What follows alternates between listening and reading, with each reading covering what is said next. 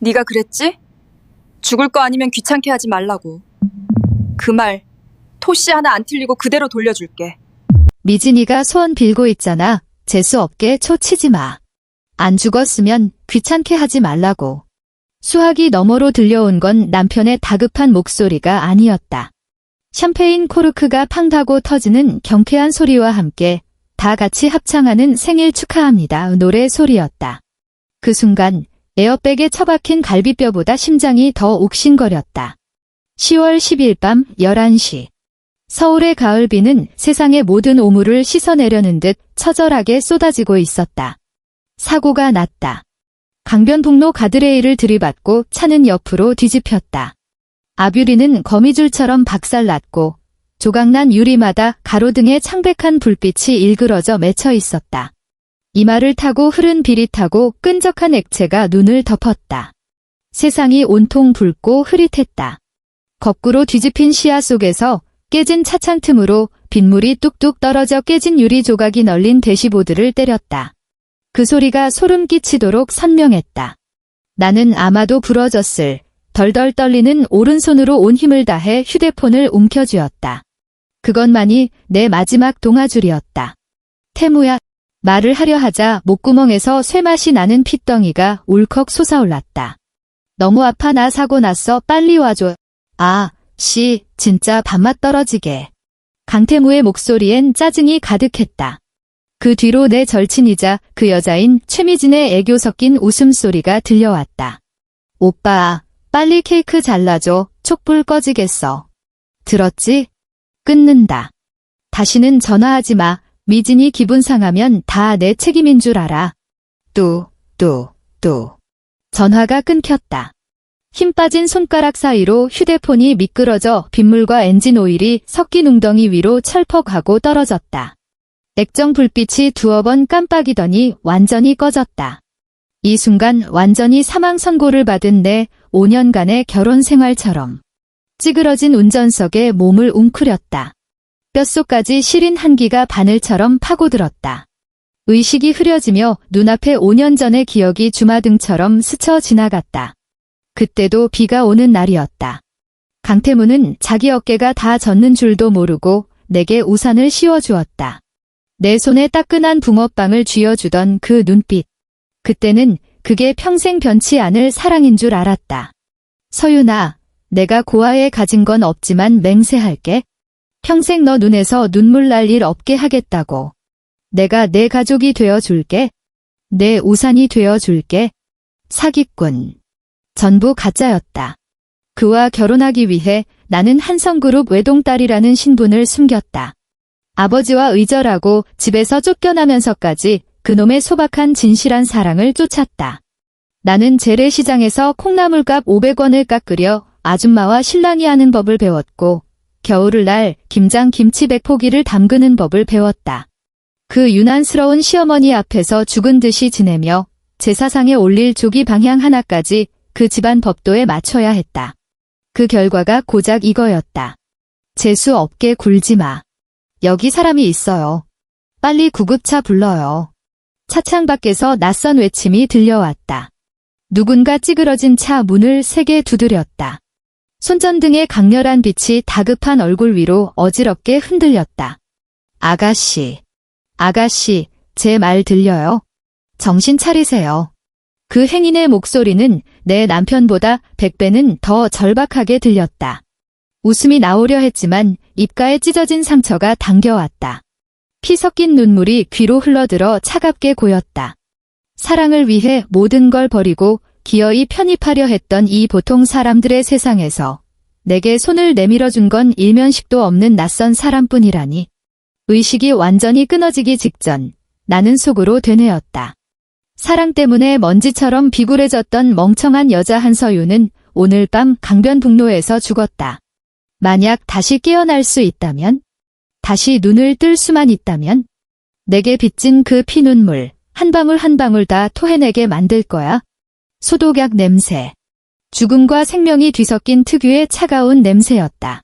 천천히 눈을 뜨자 형광등에 창백한 불빛이 쏟아져 들어와 어지러웠다.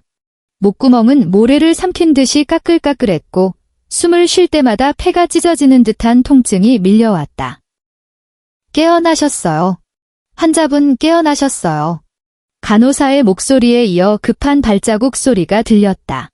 의사가 다가와 눈꺼풀을 뒤집어 빛을 비춰보고 청진기를 댔다. 기적입니다. 실려왔을 때 출혈도 심했고 비장파열의 골절도 여러 군데였는데 용케 버티셨네요. 의사는 차트에 뭔가를 적으며 직업적인 안도감이 섞인 목소리로 말했다. 나는 힘겹게 눈동자를 굴려 주위를 둘러봤다.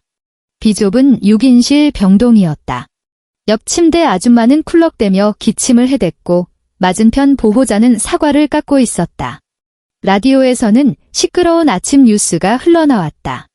밥 냄새, 땀 냄새, 싸구려 방향제 냄새가 뒤섞인 묘한 악취가 났다. 내 침대 곁엔 아무도 없었다. 수액거리에 매달린 약병만이 뚝뚝 떨어지며 고독하게 시간을 재고 있을 뿐이었다. 저기, 간호사가 난처한 표정으로 클립보드를 들고 서 있었다. 한서윤님, 지금 이런 말씀드리기 죄송하지만 수술 동의서랑 워낙 위급해서 수술부터 진행했거든요. 지금 서명해 주셔야 하고 입원 보증금도. 그녀는 잠시 말을 멈추더니 숨길 수 없는 동정 어린 눈빛으로 나를 바라봤다. 마치 길 잃은 유기견을 보는 듯한 눈빛이었다. 어젯밤에 휴대폰에 남편이라고 저장된 분께 연락을 드렸는데 계속 안 받으시더라고요. 나중엔 아예 전원을 꺼두셨고요. 혹시 연락 가능한 다른 가족분 계실까요? 심장이 보이지 않는 손에 꽉 쥐어짜였다가 서서히 풀리는 기분이었다. 부재중. 전원 꺼짐. 그래, 어제는 최미진 생일이었지? 반리품으로 꾸민 호텔이나 강남의 고급 아파트 통유리창 앞에서 와인을 마시며 뒹굴고 있겠지. 내가 죽든 말든 그들의 흥을 깰 수는 없었을 테니까. 간호사가 내민 검은색 볼펜이 마치 날카로운 비수처럼 보였다. 나는 펜을 받지 않았다. 눈을 감고 깊게 숨을 들이마셨다. 폐부를 찌르는 통증이 정신을 번쩍 들게 했다. 내가 살아있다는 걸 뼈저리게 실감하게 했다. 살아있으니 이제 게임의 룰을 바꿀 차례다. 간호사님. 내 목소리는 거친 사포 2장을 비비는 것처럼 갈라지고 쇳소리가 났다. 하지만 말투는 나조차 낯설 만큼 차분했다. 제 휴대폰 좀 집어주세요. 꺼져 있으면 충전기도 좀 빌려주시고요. 간호사는 당황한 듯 잠시 멍하니 있다가 보통 이럴 땐 울거나 소리칠 거라 예상했는지 고개를 끄덕이며 서랍에서 액정이 박살난 휴대폰을 꺼내 충전기를 연결해 주었다. 화면이 켜지자 부재중 알림이 쏟아졌다. 보험 권유, 스팸 문자들. 법적 남편인 그 놈의 연락만 빼고 다 있었다.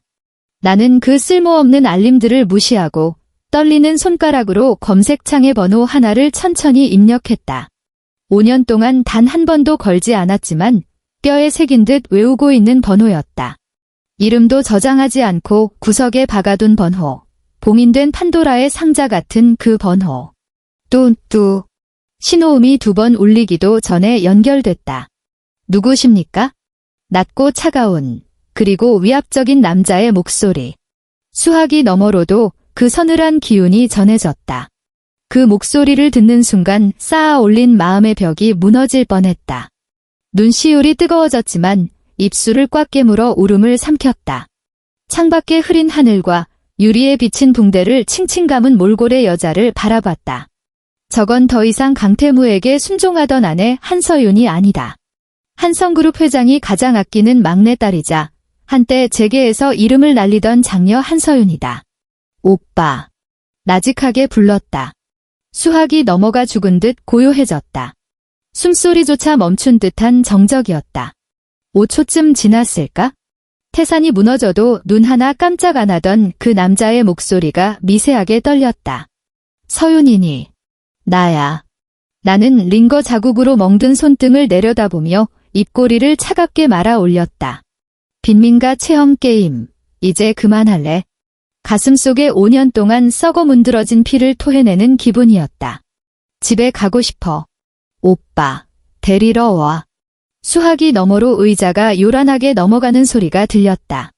다급한 발소리와 낮은 호통 소리가 이어졌다. 차 대기시켜. 당장. 서울대병원 병원장한테 지금 바로 연락해. 그리고 나는 저쪽의 소란을 끊었다.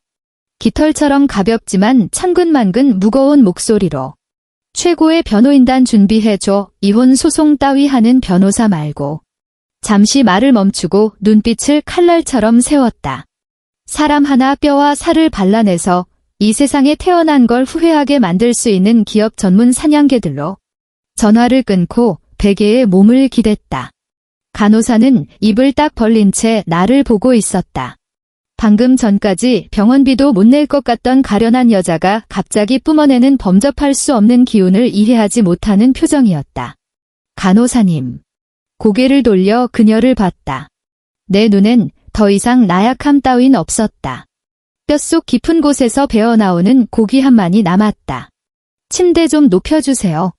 그리고 혹시 강태무라는 남자가 오면 나는 달고 다른 싸구려 결혼 반지를 약지에서 천천히 힘주어 빼냈다. 반지가 손가락 마디를 긁으며 미세한 통증을 남겼다. 꼭대기 층에 있다고 전해주세요. 다음 날 아침 구름 사이로 햇살이 비쳤다. 강태무가 온 건 오전 10시쯤이었다. 나는 더 이상 그 시끄러운 6인실에 있지 않았다. 병원 최상층 VVIP 병동. 이탈리아산 대리석이 깔려있고 벽에는 진품 명화가 걸려있으며 바늘 떨어지는 소리도 들릴 만큼 고요한 곳이다. 나는 최고급 실크 환자복을 입고 통유리창 앞소파에 앉아 갓 우려낸 다즐링 홍차를 들고 있었다. 발 아래로 서울의 화려한 풍경과 햇살바다 반짝이는 한강이 펼쳐졌다. 한때는 닿을 수 없다 생각했던 풍경이 이제 내 발밑에 있었다.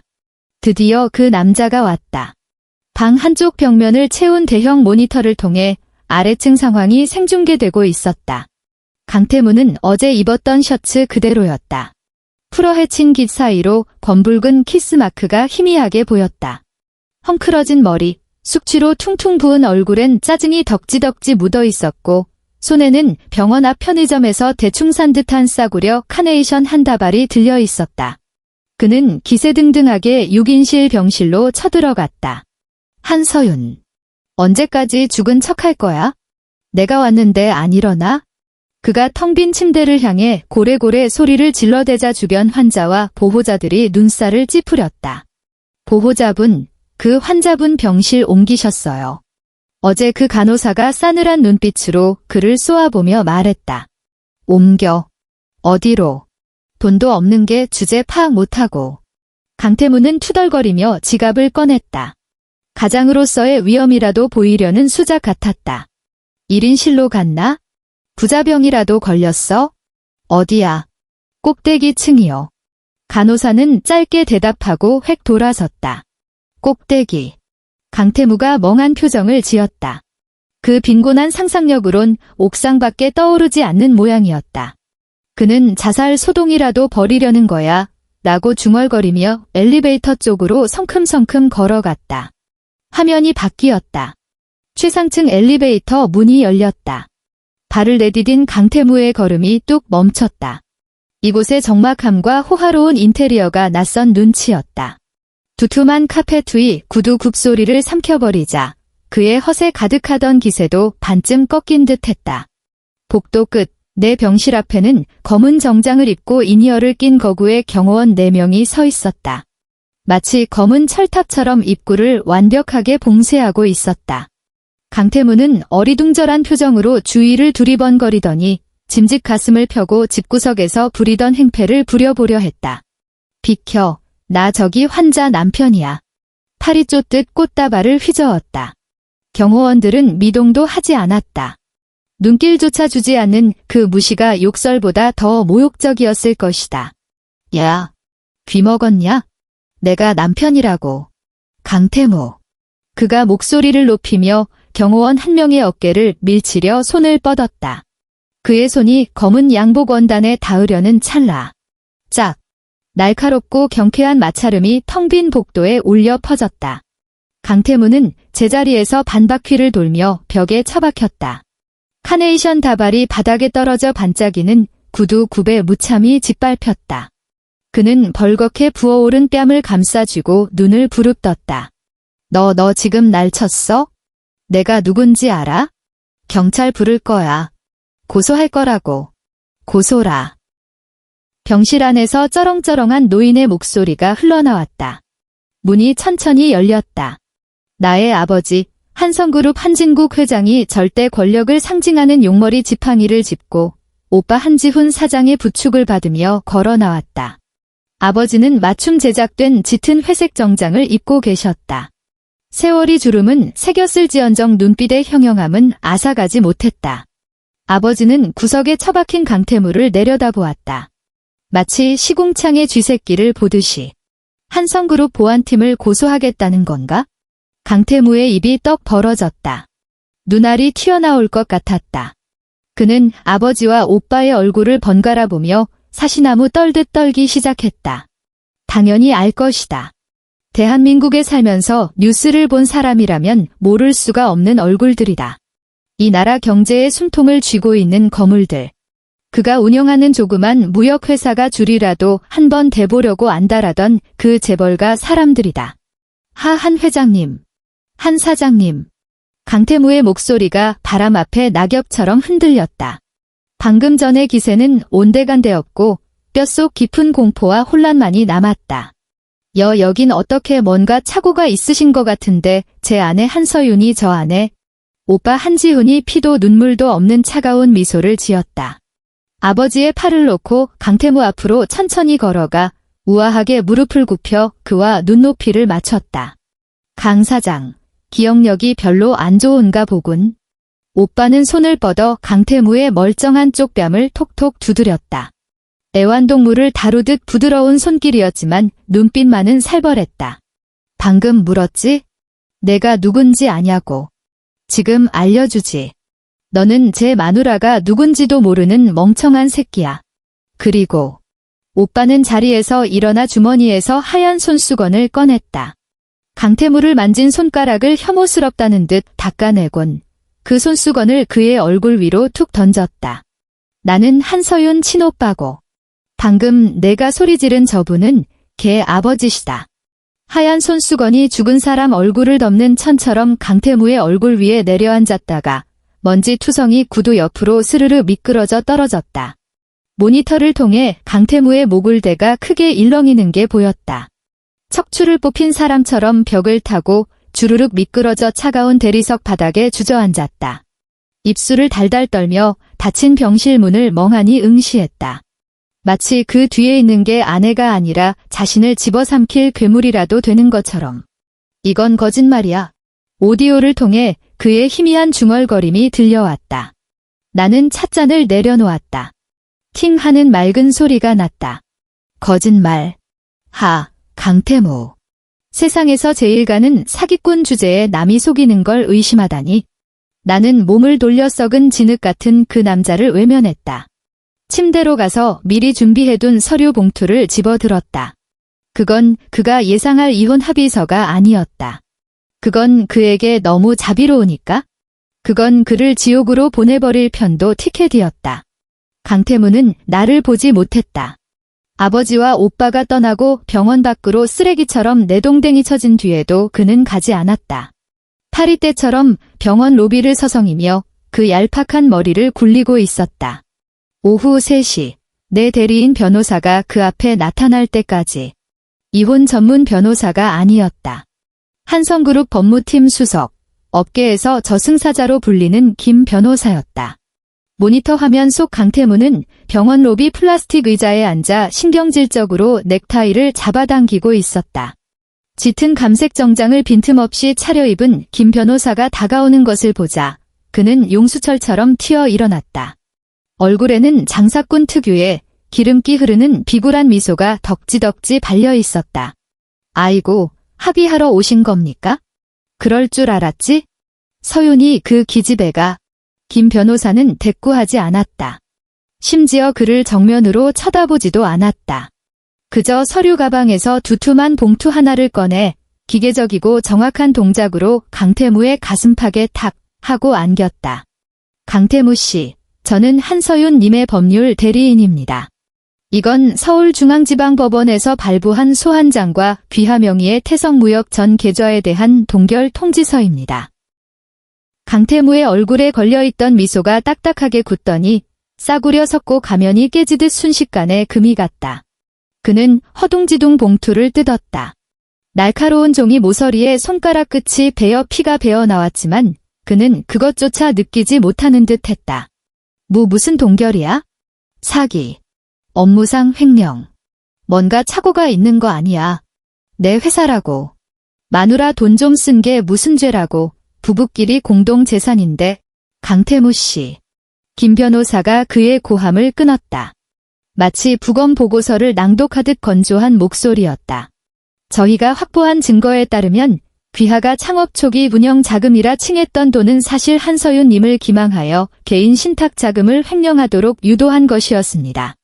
또한 지난 3년 동안 허위 거래를 통해 귀하의 모친과 최미진 씨 계좌로 빼돌린 자금이 총 42억 원에 달하더군요. 이건 집안 싸움이 아닙니다. 중대한 경제 범죄입니다. 강태무의 손이 격렬하게 떨리기 시작했다. 얇은 종이 몇 장이 그의 손에서 파르르 소리를 냈다. 마치 이 초겨울, 추위에 떨고 있는 그의 영혼처럼. 말도 안 돼, 서윤이가 걔가 어떻게 그런 큰돈이. 그는 아직도 그 문제에 매달려 있었다. 이 멍청한 남자는 우물 안개구리 같은 시야로 하늘의 넓이를 가늠하려 들고 있었다. 아울러 통보합니다. 김 변호사는 금태 안경을 추어올리며 입꼬리를 비릿하게 말아 올렸다. 지금 이 순간부터 태성무역의 모든 공급망은 차단되었습니다. 귀하의 주요 거래처, 즉 한성그룹 산하의 모든 계열사는 귀하와의 모든 거래를 일방적으로 파기했습니다.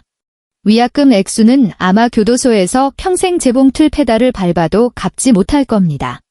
말을 마친 김 변호사는 가볍게 목례를 하고는 뒤도 돌아보지 않고 자리를 떴다. 오가는 사람들로 붐비는 로비 한복판. 강태무는 종이 쪼가리를 움켜쥔 채 홀로 남겨졌다. 마치 전 세계로부터 버림받은 광대처럼. 5년 전 그가 소위 급한 회전 자금이 필요하다며 울먹였을 때 외할머니가 물려주신 비취 목걸이를 몰래 팔았던 기억이 났다. 그날 밤 그는 나를 끌어안고 펑펑 울며 맹세했었다. 회사를 키워서 반드시 호강시켜 주겠노라고. 그때 그의 눈물은 뜨거웠다. 지금 생각해보니 그건 악어가 먹이를 삼키며 흘리는 소화에게 불과했다. 업보는 생각보다 더 빠르고 더 맹렬하게 닥쳐왔다. 그것은 자본이 개미에게 가하는 차원이 다른 폭격이었다.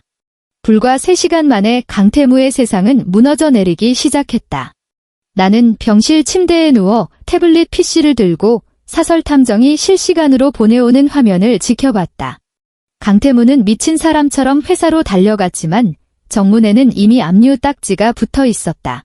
직원들은 짐이 담긴 종이 상자를 들고 건물 아래 서 있었다. 그를 보는 직원들의 눈빛에는 더 이상 경외심 따윈 없었다. 분노와 경멸만이 가득했다. 사장님, 밀린 월급은 어쩔 겁니까? 이게 다 무슨 일이에요? 사장님, 거래처에서 전화가 빗발쳐요. 물건 압류하러 오겠답니다. 강태무는 사람들을 밀치며 덜덜 떨리는 손으로 휴대폰을 꺼내 전화를 걸었다. 도청 프로그램을 통해 그가 거절당하는 모든 순간의 목소리가 선명하게 들려왔다. 여보세요? 이 지점장님. 접니다. 태무호. 제 대출건 말인데요. 강 사장, 다시는 전화하지 마십시오. 당신 신용등급은 이미 바닥을 뚫고 지하로 꺼졌으니까 집 경매 넘어갈 준비나 하셔. 여보세요? 장 대표님. 우리 물건. 꺼져. 너네 회사 부실 채권 때문에 나까지 한성그룹 블랙리스트에 오르게 생겼어. 강태무, 너 이 새끼 도대체 어떤 신을 건드린 거야? 가을바람이 쓸고 지나가는 황량한 거리, 뜨겁게 달아오른 휴대폰을 쥔 그의 얼굴은 종이장처럼 하얗게 질려 있었다. 문득 그는 마지막 지푸라기라도 잡는 심정으로 미친 듯이 다른 번호를 눌렀다. 미진아. 미진아, 너 어디야? 빨리 집에 있는 현금 다 챙겨. 금고에 있는 골드바도. 우리 도망가야 해. 지금 당장. 수화기 너머로 기묘한 침묵이 흘렀다. 이어서 공항 안내 방송 특유의 알림음과 함께 파리행 비행기가 곧 이륙한다는 상냥한 안내 멘트가 들려왔다. 오빠, 무슨 소리야? 최미진의 목소리는 여전히 콧소리가 섞여 있었지만 소름 끼칠 정도로 차분했다. 골드바라니. 난 모르는 일인데. 너 어디야? 그 배경 소리는 다 뭐고? 강태무의 목소리가 찢어질 듯 갈라졌다. 눈동자에는 핏발이 섰다. 나 인천공항이야. 최미진이 픽 웃었다. 그 웃음소리가 날카로운 칼이 되어 강태무의 심장을 후벼 팠다. 오빠, 나 뉴스 봤어. 그 촌티 나는 아줌마가 한성그룹 딸이라며?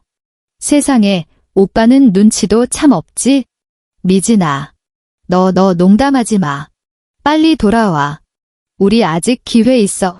무슨 기회? 감옥 갈 기회? 강태무, 내가 오빠 만난 건 오빠가 돈을 잘 써서였어. 이제 빈털터리의 빚쟁이 신세인데 내가 남아서 같이 김치나 씹으면서 살라고. 아, 참, 오빠가 준 가족 카드 한도까지 긁어서 에르메스 백 몇 개 샀어. 지난 몇 년간 내 청춘에 대한 위자료라고 생각해. 그럼 안녕. 아, 아니지. 다신 보지 말자. 또. 전화가 끊겼다.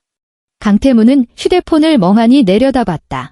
마치 그것이 이해할 수 없는 외계 생명체라도 되는 것처럼. 그는 갑자기 짐승 같은 비명을 지르며 휴대폰을 바닥에 내동댕이 쳤다. 으아. 휴대폰 액정이 산산조각 났다. 그의 우스꽝스러운 인생처럼. 그 광경을 지켜보던 내 마음속에는 예상했던 희열이 없었다. 그저 깊은 피로감과 서글픔만이 밀려왔다. 이게 내가 한때 죽도록 사랑했던 남자란 말인가? 가족과 의절하면서까지 지키려 했던 사랑의 실체가 고작 이건가? 그 위선적인 껍데기를 벗겨내니 남은 건 탐욕과 멍청함, 그리고 끝없는 추악함 뿐이었다. 나는 태블릿 PC를 끄고 눈을 감았다. 눈꼬리를 타고 눈물 한 방울이 흘러내렸다. 그를 위해 흘리는 눈물이 아니었다.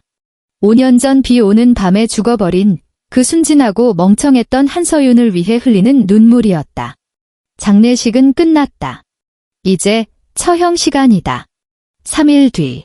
서울의 하늘은 당장이라도 무너져 내릴 듯 흐렸고 찬바람이 말라비틀어진 은행잎을 바닥에 굴렸다. 구름을 뚫을 듯 솟아있는 한성그룹 본사 사옥 앞에는 수십 개 언론사 기자들이 진을 치고 있었다. 광장에 설치된 카메라들이 쉴 새 없이 플래시를 터뜨렸다. 강태무는 사옥 정문 앞에 무릎을 꿇고 있었다. 사흘 동안 갈아입지 못해 쭈글쭈글해진 양복, 새집 지은 듯 헝클어진 머리, 턱을 뒤덮은 수염. 그는 모르고 한 일은 죄가 아닙니다. 장인어른의 선처를 구합니다라고 적힌 피켓을 들고 카메라를 향해 콧물 눈물을 쏟으며 읍소하고 있었다. 저는 정말 서윤이 정체를 몰랐습니다. 알았다면 제가 어떻게 고생을 시켰겠습니까? 저는 아내를 사랑합니다. 잠시 판단이 흐려졌던 것뿐입니다. 제발 한 번만 도와주십시오. 서윤이를 만나게 해주세요. 저는 억울합니다. 그는 여론을 이용하려 하고 있었다. 재벌가의 위세에 눌린 불쌍한 사위, 몰라서 실수한 평범한 가장으로 자신을 포장하고 있었다. 지나가던 행인들이 수근거렸다. 내막을 모르는 몇몇 사람들은 동정 어린 시선을 보내기도 했다. 너무하네. 아무리 재벌이라도 사람을 저렇게까지 밟나? 그래도 부부인데 저렇게 싹둑 잘라내야 하나. 그 수군거림을 들으며 강태무의 처진 눈꺼풀 아래로 교활한 빛이 스쳤다. 그는 도박을 하고 있었다. 체면을 중시하는 재벌가가 여론을 잠재우기 위해 자신을 풀어줄 거라고 믿는 것이다. 안타깝게도 그는 판돈을 잘못 걸었다. 예전에 한서윤이었다면 마음이 약해졌을지도 모른다. 집안 망신이라는 말에 숨을 죽였을지도 모른다. 하지만 지금의 나는 지옥에서 기어 올라온 복수귀다. 사옥의 유리 자동문이 천천히 열렸다. 검은 옷을 입은 경호원 수십 명이 쏟아져 나와 계단 양옆으로 도열하며 몰려드는 기자들을 막아섰다. 나는 몸에 딱 맞는 검은색 맞춤 정장을 입고 있었다. 날렵한 재단선이 야윈 내 몸을 마치 칼집에서 뽑은 검처럼 보이게 했다. 정교한 화장으로 병색을 감췄지만 눈빛만은 시베리아 동토처럼 차가웠다. 10cm 키리를 신고 계단을 한 칸 한 칸 내려갔다. 또각, 또각. 구두 굽소리가 사신이 새는 초침 소리처럼 울렸다. 서윤아. 나를 본 강태무의 눈이 번쩍 뜨였다.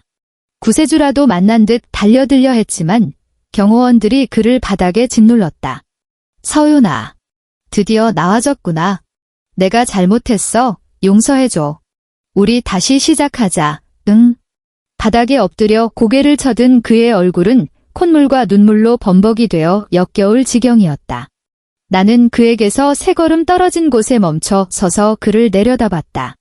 플래시가 미친 듯이 터져 눈이 따가웠지만 나는 눈 한 번 깜빡이지 않았다. 다시 시작해. 수많은 카메라 렌즈를 향해 입꼬리를 올려 잔인한 미소를 지었다. 강태무, 너 계속 그랬지? 내가 사고 나던 날 뭐라고 하는지 잘 안 들렸다고. 주머니에서 복원이 끝난 휴대폰을 꺼내 광장의 대형 LED 전광판에 연결했다. 그럼 대한민국 국민 모두가 들어보게 해주지. 그날 밤 내가 무슨 말을 했는지, 그리고 내가 무슨 짓을 하고 있었는지. 손가락으로 재생 버튼을 가볍게 눌렀다. 거대한 스피커를 통해 가장 먼저 흘러나온 건 구역질 날 정도로 경쾌한 생일 축하 노래였다. 생일 축하합니다. 생일 축하합니다. 광장이 순식간에 조용해졌다. 기자들은 서로 눈치를 살폈고 행인들은 걸음을 멈췄다. 이어서 빗소리, 고통스러운 숨소리와 함께 죽어가던 나의 목소리가 들렸다. 태무야, 너무 아파. 나 사고 났어. 빨리 와줘. 그리고 곧바로 강태무의 짜증 섞인 고함이 천둥처럼 모든 사람의 귓가에 꽂혔다. 미진이가 소원 빌고 있잖아. 재수 없게 초 치지 마. 안 죽었으면 귀찮게 하지 말라고. 들었지? 끊는다. 다시는 전화하지 마. 또. 죽음 같은 정적. 수백 명이 모인 광장에서 숨소리 하나 들리지 않았다. 오직 그 녹음 파일의 잔향만이 텅 빈 허공을 맴돌며 소위 인간성이라 불리는 것을 부관참시하고 있었다. 강태무의 얼굴이 흑빛으로 변했다. 그는 영혼이 빠져나간 사람처럼 바닥에 주저앉았고 입술을 달달 떨었지만 신음조차 내뱉지 못했다. 동정 어린 눈빛을 보내던 사람들의 표정이 순식간에 혐오와 경멸, 분노로 바뀌었다. 세상에 저게 사람이 할 소리야? 마누라가 차 사고로 죽어가는데 상간녀 생일 파티를 해. 쓰레기. 완전 쓰레기네. 군중 속에서 소란이 일더니 누군가 참지 못하고 마시던 커피를 강태무에게 집어 던졌다. 갈색 액체가 그의 온몸을 적셨지만 그는 피할 기력조차 없어 보였다. 나는 그 광경을 무감각하게 바라봤다. 여러분. 마이크 앞에 선 내 목소리는 차분하고 또렷했다. 이게 제 남편입니다. 제가 생사를 오갈 때 그는 내연녀와 케이크를 자르고 있었습니다. 제가 수술대에 누워있을 때 그는 제 재산을 빼돌리느라 바빴고요. 이건 단순한 가정사가 아닙니다. 이건 살인입니다. 한 인간의 존엄에 대한 살인입니다. 그때 경광등을 번쩍이며 검찰 차량 몇 대가 도로변에 급정거했다. 짙은 남색 제복을 입은 수사관들이 인파를 해치고 강태무 앞으로 다가와 은색 수갑을 꺼내 들었다. 강태무 씨, 당신을 특정경제범죄 가중처벌 등에 관한 법률 위반, 업무상 횡령 및 유기치상 혐의로 체포합니다. 철컥. 차가운 금속이 강태무의 손목을 조였다. 그제야 정신이 든 듯 그는 미친 듯이 몸부림치며 고개를 돌려 나를 쳐다봤다. 눈에는 절망과 공포가 가득했다. 서윤아, 나 좀 살려줘. 나 내 남편이잖아. 우리가 부부로 산 세월이 얼만데, 서윤아. 나는 계단 위에 서서 그가 짐짝처럼 호송차로 끌려가는 모습을 지켜봤다. 가을바람에 옷자락이 날렸다. 뼈가 시릴 만큼 차가웠지만 가슴 속에서 피를 흘리던 상처에는 드디어 딱지가 앉기 시작한 것 같았다. 나는 몸을 돌려 그 뒷모습을 외면하고 화려하게 빛나는 사옥 로비로 걸어 들어갔다. 끝났어, 강태무. 아니, 너에게는 이제부터가 진짜 악몽의 시작일 거야. 그 후로 시간은 화살처럼 빠르게 흘렀다. 강태무는 징역 5년을 선고받았다. 감옥 생활은 꽤나 다이내믹했을 것이다. 내가 특별히 부탁해둔 사람들이 그를 아주 살뜰히 보살펴 주었을 테니까. 나는 한성그룹으로 복귀했다. 긴 머리를 자르고 나약함 따위는 옷장 깊숙이 처박아 두었다. 지치지 않는 기계처럼 일했고 성공적인 인수합병과 치솟는 주가로 내가 한진국 회장의 유일한 후계자이자 명실상부한 여왕임을 증명해 보였다. 강변북로에는 다시 가지 않았다. 붕어빵도 다시는 입에 대지 않았다. 평범한 한서윤의 기억들은 녹슨 철제 상자에 담아 깊은 바닷속에 수장시켜 버렸다. 5년 후 또다시 깊은 겨울이 찾아왔다. 서울의 보기 드문 폭설이 내렸다. 온 도시가 하얗게 뒤덮여 성스럽고 아름다워 보였다. 나는 자선재단 행사차 서울역 인근 쪽방촌을 찾았다. 화려한 도시의 그늘, 이틴 사람들이 모여 사는 곳이었다. 두툼한 캐시미어 코트를 입은 나는 줄지어 선 사람들에게 따뜻한 국과 빵을 나눠주고 있었다. 경호원들이 내 주위를 둘러싸고 접근하려는 사람들을 경계했다. 고맙습니다. 사모님 복 받으실 겁니다. 꼬질꼬질하고 동상으로 붉게 부어오른 손 하나가 쑥 내밀어져 내 손에 들린 단팥빵을 채갔다. 손이 심하게 떨렸다. 손톱 밑에는 새카만 때가 끼어 있었고 손등은 흉측한 상처투성이었다. 무심코 고개를 들었다. 시선이 마주쳤다. 그 남자는 낡은 신문지를 몇 겹이나 껴입고 곰팡내와 지린내가 진동하는 낡은 군용 깔깔이를 걸치고 있었다. 머리카락은 떡이 져 엉겨붙었고 얼굴은 오물투성이에 수염이 덥수룩했다. 탁하게 풀린 눈동자에는 죽음 같은 절망만이 가득했다. 하지만 나를 보는 순간 그 눈빛이 마비된 듯한 멍함에서 경악으로 그리고 이내 광적인 환희로 바뀌었다. 강태무였다. 20년은 더 늙어 보였고 사람인지 귀신인지 모를 몰골이었지만 나는 단번에 그를 알아봤다. 감옥에서 수형태도 불량으로 다리 한쪽이 부러졌고 나중에는 심각한 수감자간 폭행 사건에 휘말려 족이 가석방되었다고 들었다. 물론 그것 또한 내가 안배한 시나리오였다. 감옥에서 죽는 건 그에게 너무 과분한 안식이다. 나는 그가 살아서 들깨처럼 비참하게 살아서 구름 위에 있는 나와 시궁창에 처박힌 자신을 뼈저리게 비교하길 원했다. 서윤아. 이가 몇 개 빠진 입을 벌리며 그가 쉰 소리를 냈다. 찢어진 풀무질 소리 같았다. 너 맞지? 서윤아. 나야, 태무야. 그는 손에 든 빵을 내던지고 미친 사람처럼 내 손을 잡으려 달려들었다. 퍽. 그가 내 반경 1미터 안으로 들어오기도 전에 경호팀장이 그의 무릎을 걷어찼다. 강태무는 외마디 비명을 지르며 눈밭에 얼굴을 쳐박았다. 검은 흙탕물이 그의 얼굴에 튀었다. 그는 척추가 부러진 벌레처럼 바닥을 뒹굴며 버둥거렸다. 어딜 감히. 회장님께 떨어져. 경호원이 매섭게 소리치며 그의 머리통을 차가운 진흙 바닥에 짓눌렀다. 주변의 노숙자들은 겁을 먹고 흩어졌지만 강태무만은 그 자리에 엎드려 짐승처럼 낑낑거렸다. 서윤아 나 좀 살려줘. 돈 좀 줘. 10,000원만 아니 1,000원이라도 나 배고파 죽겠어.